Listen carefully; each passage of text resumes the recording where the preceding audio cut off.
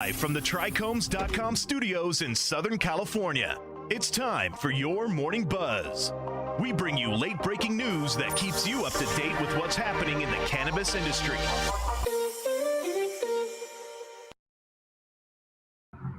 All right. Morning Buzz. It is Tuesday, May 24th, and here are your top cannabis headlines. So, first up, we got top federal drug agency seeks new suppliers of marijuana for research. Next is we've got federal marijuana arrests continue to drop amid legalization movement, says a new Justice Department report. And finally, we've got a DA charging conspirators for underground pot farm found in Newberry Springs, which is an interesting story, and we'll get into that in a minute. Before we dive in, just want to take a second to say thanks for joining on this morning. And if it's your first time here, make sure to like and subscribe. And good morning to everybody already in the chat. Joey 420, Cannabis Global Network, and Curtis Rex. Good morning. Thanks for joining. And we'll get straight into the stories here. First up, we've got the top federal drug agency seeks new suppliers for testing. And that is something we've talked about a little bit before, but they're formalizing these arrangements. And so here we go. The National Institute on Drug Abuse, NIDA, has posted a sources sought notice on Friday explaining that it's looking for capability statements from eligible facilities that are authorized to cultivate the plant by the Drug Enforcement Agency and can aid with the acquisition or the production of cannabis and related materials. For decades, NIDA has had one direct marijuana supplier at the University of Mississippi because DEA had declined to expand the number of authorized producers. But the agency has finally ended that monopoly by approving new licenses.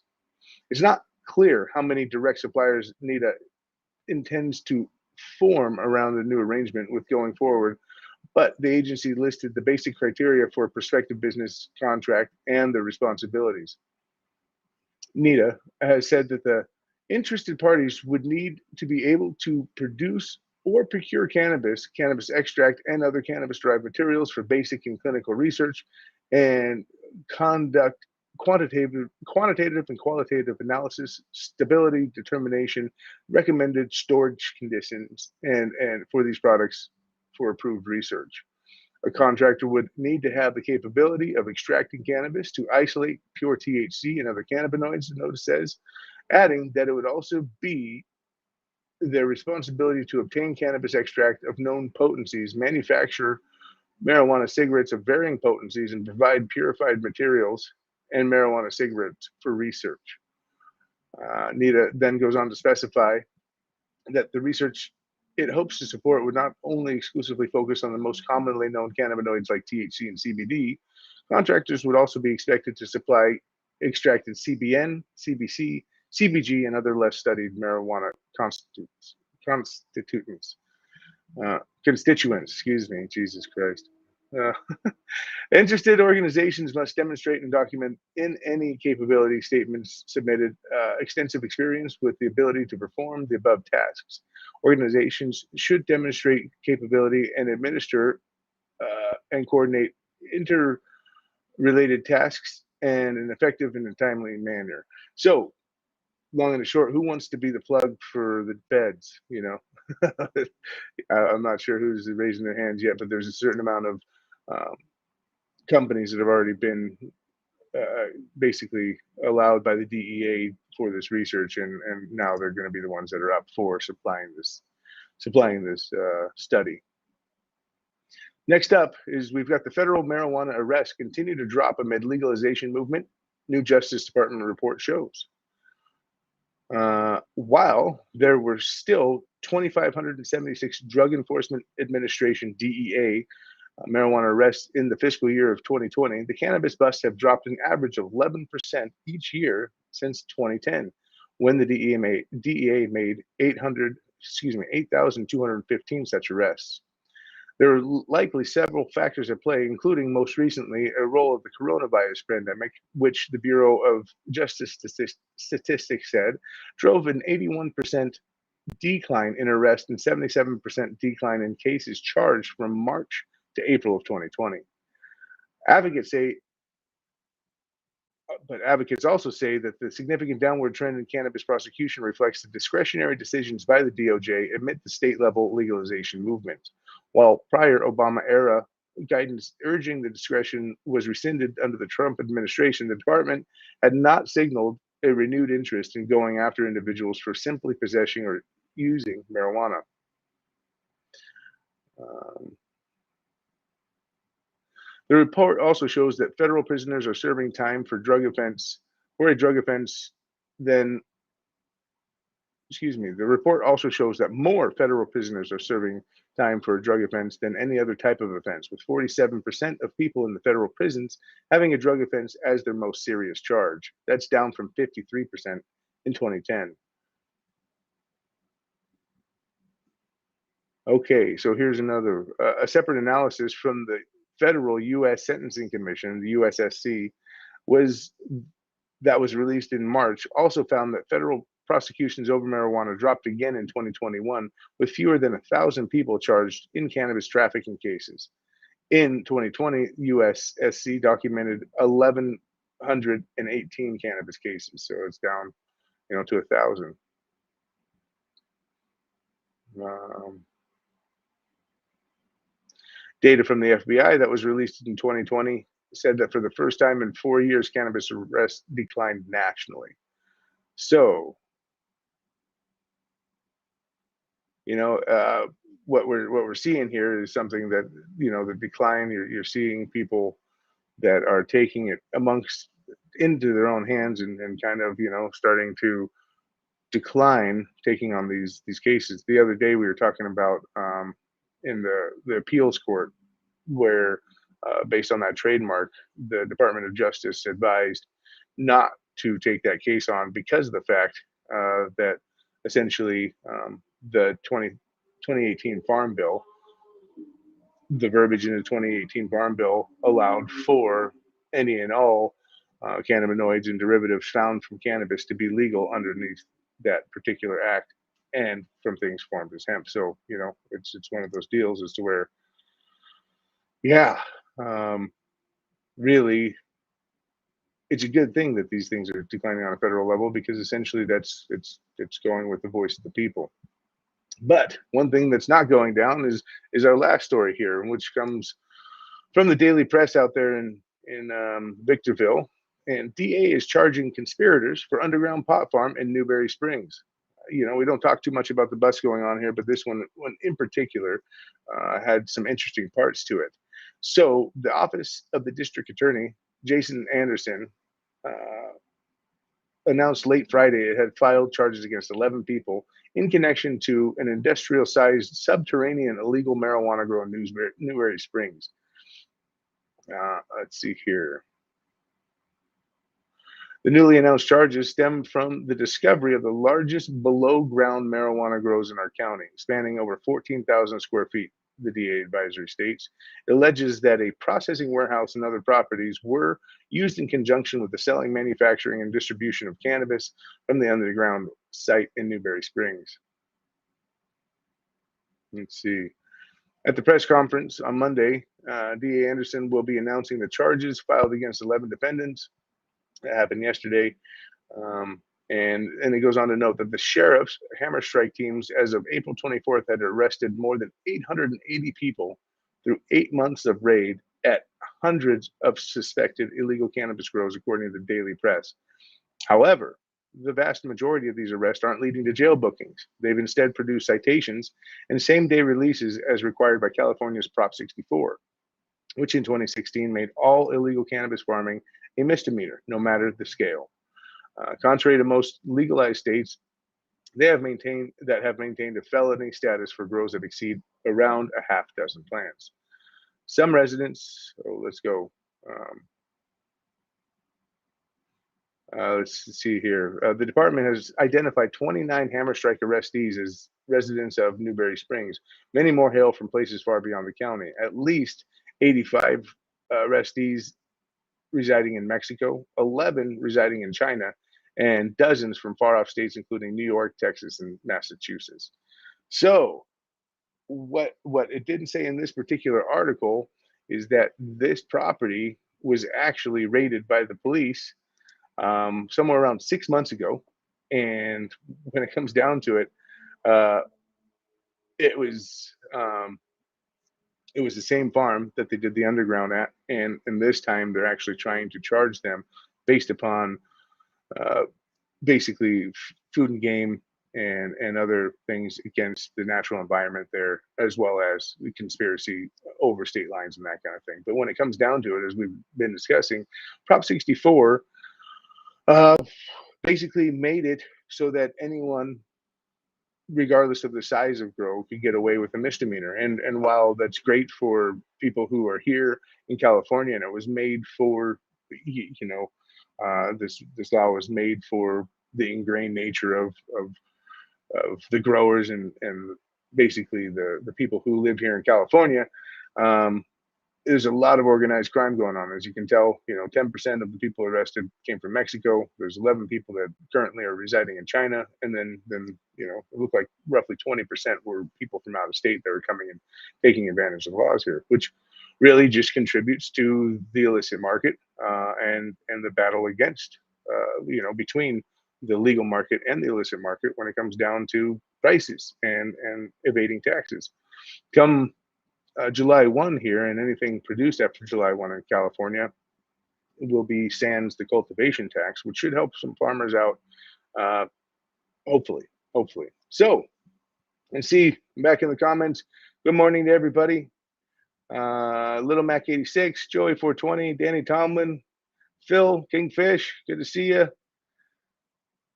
Let's see here. Steve Woods, good morning. Got all the usual suspects. Good to see everybody here.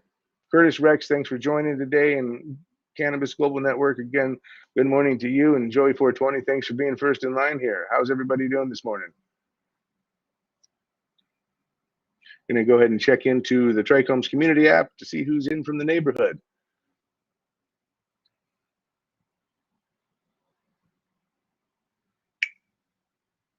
And we've got What is Your pH? Bile 420 and Stony Tony joining us this morning. Thanks for joining. Good to see you. Let's see here. Kingfish Philip says, in Texas, there are thousands of marijuana cases and arrests every day. Lots of Texans locked up for bud. Hopefully, our Governor Abbott will be voted out this November. When it comes down to it, it looks like there's a lot of headway or momentum coming up for Texas. You've got a few different cities that have just decriminalized. Austin got around and did away with no-knock warrants. But really, one of the big things there that I think just recently happened, and we announced last week, was the advent of the new ruling from the appellate court, or the which court was it? The anyway, the appeals court, excuse me. And when it was overseeing this trademark, and it ruled that D8 and the parts of the hemp plant that are even found psychoactive actually fall under the guises of the Farm Bill Act of 2018. So right now in Texas, they're going to be having to deal with the federal ruling of the fact that most of the things found in hemp are actually legal. I don't know how that affects you, Philip, over there, but hopefully this brings in the fact that there's ability to get some things that might be able to help you while the rest of the state is figuring out how to unseat the people who are the holdouts. Again, really, when it comes down to politics, when it comes down to the things that these politicians, which side of the aisle they fall on, and the things outside of the purview of cannabis, you have to make up your own mind. You have to figure out who's best for that seat. But when it comes down to the issue of cannabis, there's mostly, especially in Texas and with the people who are in these holdout states, there's a long history of what their opinion is and what they've done to either eradicate the problem within cannabis or perpetuate the problem with cannabis. And that's going to be on you in each and every of these states where you have the ability to vote coming up here shortly, and make sure that you vote the way you want to, knowing the politics of this person and knowing what they do for cannabis. I'm not saying it's the most important thing, but it's very important to us here at Trichomes as well as everybody here in the comments. So, vote with your heart. Let's see.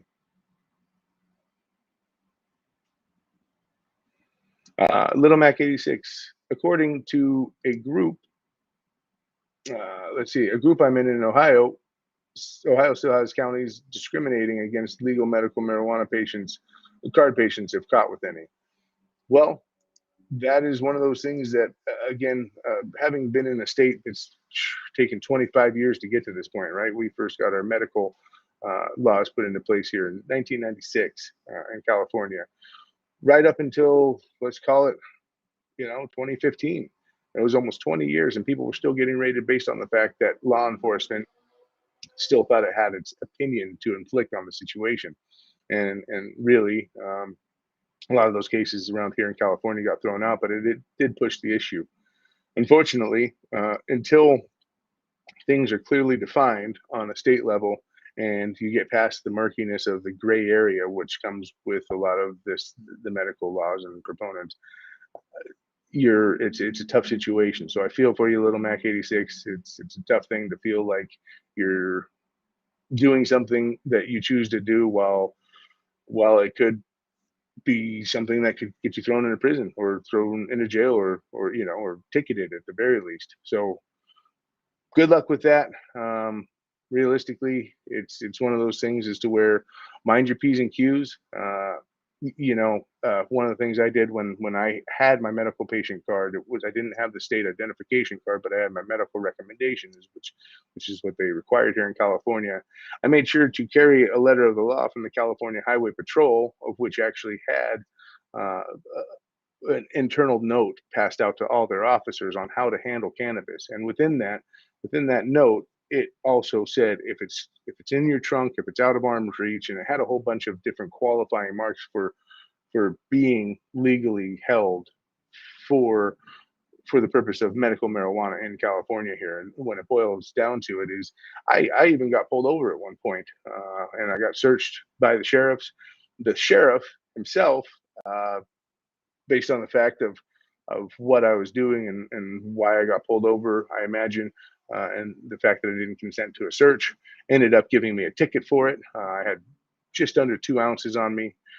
It was in my trunk. It was there next to a pipe. It was actually in a shoebox, but it was loud as hell. And even though it was in the trunk, we were pulled over for something else, and they kept saying, "All right, where's the weed? Where's the weed?" And I said, I don't know what you're talking about."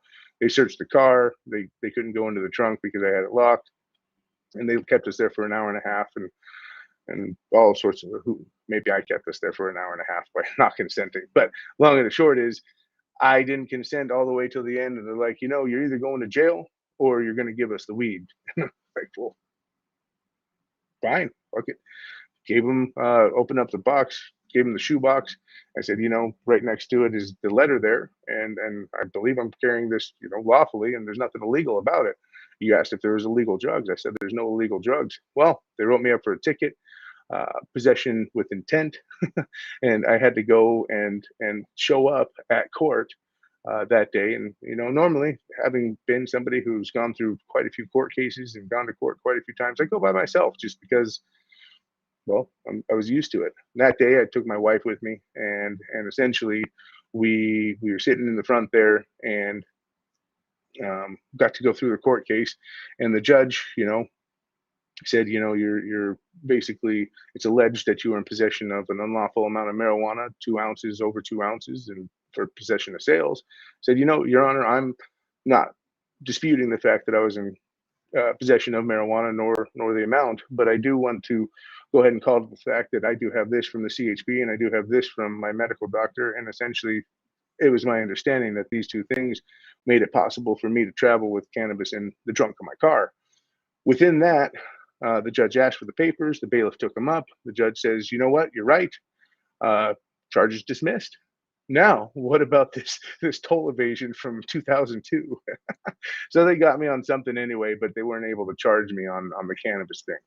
Moral of the story is, again, when there are laws to obey, make sure you're minding your P's and Q's, and when it comes down to the fact of the matter, even if you get that ticket, there's a judge that has to uphold the rules of the laws that were voted in, and that judge was the one who threw out my case. So let's see here.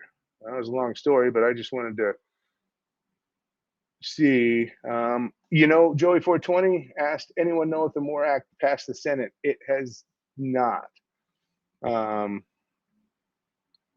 It passed the House, but we're still waiting on that, and it's not going to be reintroduced for a while. Let's see. Nothing. Joshua Baldwin, do you have any news about Mississippi? Not off the top of my head. I can look into it, but nothing for a while. Christy Derringer, isn't Texas at least trying? They are. They are. And really, you've got the people who are starting to speak out about it more. The votes are happening. And hey, this is going to be the process for one of the longest and most staunch holdout states. So really, you're getting in with the Farm Bill Act, and there's people that are out there and utilizing the hemp laws and getting D8 and D10 and that kind of stuff out to you. But really, you're going to have to wait on some of those laws we were just talking about that Ohio has right now. You're going to be waiting on medical marijuana laws to come in first, unless the state just happens to forego that and go straight into recreational, which, knowing what I do about Texas, I would say is a long shot, right? Going directly into recreational cannabis. Within that, I've been surprised many a times, and I've been proven wrong. Ask my wife. So let's see.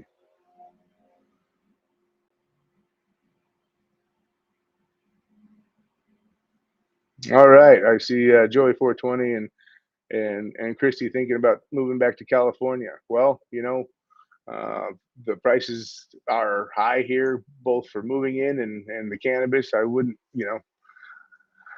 trade it in. I'm a Californian for life, but at the same time, there's other states with great recreational as well, with maybe a cheap cost of living, less taxes, and that kind of thing. Make sure that if you're moving for safety, for cannabis, for the access to medical marijuana, that you're checking into certain things like that, cost of living, cost of housing, all that kind of thing, because essentially, don't want to move somewhere where it's cost prohibitive to both live, without having to take on a second and third job, or buy marijuana from the plug once you get here, because essentially the tax cannabis is too much. Of which, hey, having been in California my whole life, I can tell you it is pretty darn expensive to go to the to the dispensary and buy recreational cannabis, especially if you like the top shelf. All right. Little Mac 86, keeping a copy of our law is a great idea. Hey, just passing along what worked for me, because essentially I heard gasps behind me when I got the case dropped. There's people in the front row who were there for probation violations and all sorts of different things, and all of a sudden they were like, what happened? He got what? And so it was kind of funny, but hey, it worked, and it worked in public. So yeah, go ahead and try that out. And the biggest thing is knowing your rights, staying safe, understanding that these cops might not value your rights and might not agree with what you're talking about when it comes to cannabis and that kind of thing. But ultimately, taking a ticket and going to see the judge is a lot safer than trying to teach somebody who's out of date about the devil's lettuce. All right.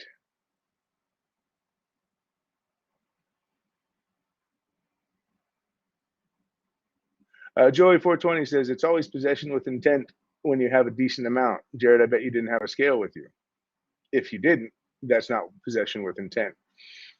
Joey 420, what and to everybody else, I do believe that I did not have a scale with me. I can't tell you for sure. I usually did have some sort of weighing device, but I'm not sure here in this case that I have one with me. So within that, I would also go ahead and say that if you do get caught with just over a personal amount, and you do get caught with a scale, and you're allowed to weigh out your personal, if it's for medicinal purposes and all that kind of stuff, you're allowed to weigh out different doses and do that kind of stuff for basically the way you want to consume. So if you're a medical patient and you get caught with a couple ounces and you get caught with a scale, go ahead and just let them know that you were weighing out your personal consumption for the day, and that it boils down to the fact that you need a certain dose every day, and you don't like to use too much, and when you use too little, it's a quality of life thing.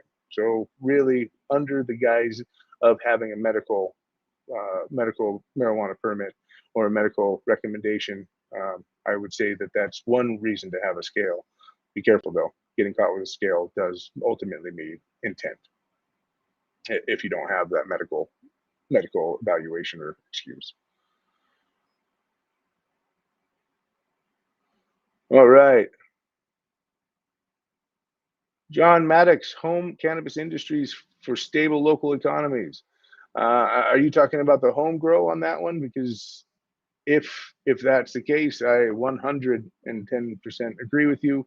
Ultimately, it helps the people who are growing stay within, you know, reasonable price cannabis when you're talking about just water and electricity and some of the nutrients that go along with it.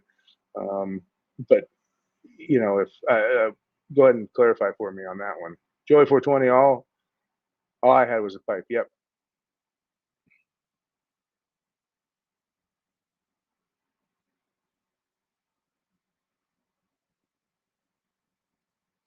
Little.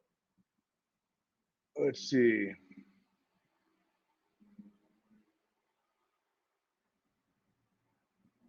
Danny Tomlin, my dad visited Cali a long time ago and told me about the brick roads there. You know what? I'm a little, I don't know exactly what you're talking about, but yeah, hit me back up. He loved it there. Let's see. Patrick Lewis, greetings, plant lovers. I think Russia is our greatest chance for ending federal legalization. I think Russia is our chance. I'm not following you there, Patrick Lewis, but uh, welcome to the comments and welcome to the show. Glad to see you. Hardy Case, Mississippi's cultivation, testing, processing, disposal, and research license apps will be available via the MS Department of Health webpage on June 1st. Patients and physicians app available then as well. That's some great news information. Somebody just asked about Mississippi earlier, and I'm going to go ahead and look into that.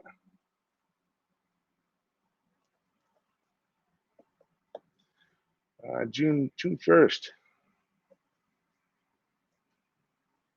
I'll go ahead and look in that. But Hardy Case, thank you very much for throwing that up there.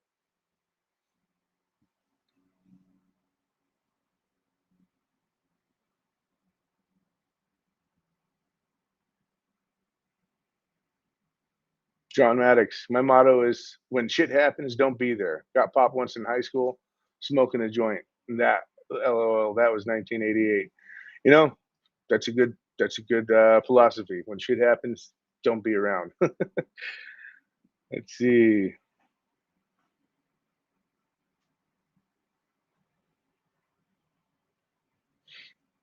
Kingfish, Philip, 78% of Texans want legalization. I have seen that recent study as well, and I think you're spot on with that. Most people do want legalization, if not, medical marijuana being available to the public. That's definitely in a 9 out of 10 there. But 78% of Texans want legalization. It's definitely more popular than Governor Abbott, or I think the article said Governor Abbott or President Biden over there for sure. John Maddox, home grows are totally it. Yep, 100%.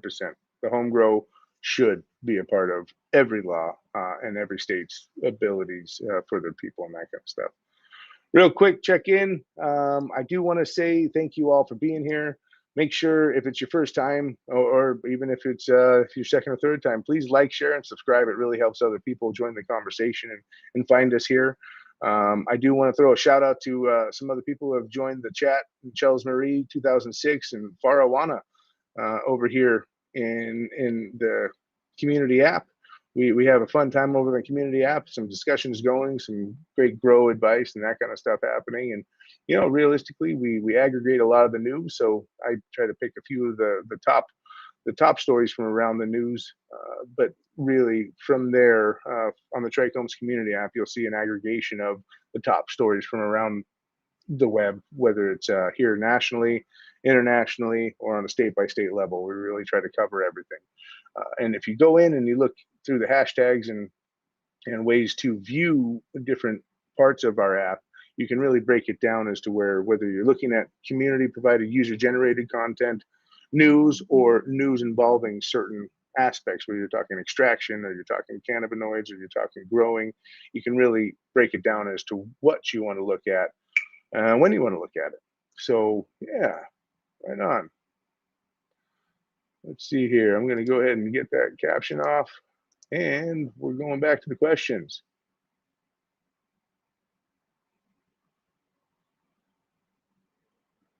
Oh yeah, Danny Tomlin, San Francisco, on the brick roads, on the windy roads, and that kind of stuff. Yeah, that those roads up there, they're fun to, and the hilliness and all that kind of stuff. It's definitely an experience to get out there and drive all over those roads. Let's see. John Maddox. That's a story right there. I used cannabis infused coconut oil canna paste for my MS, epilepsy, and TBI. I got diagnosed in 2012, and I wasn't supposed to live past 2017, and here you are. It's an amazing thing, and realistically, again, it sucks that we say all this stuff is anecdotally, because you're sitting here living proof based upon what other medical professionals had to tell you. So congratulations on finding the mix that works for you, and continued success in that realm. Many blessings and good luck on your continued journey there. But thanks for joining us on this and sharing with us. Let's see here.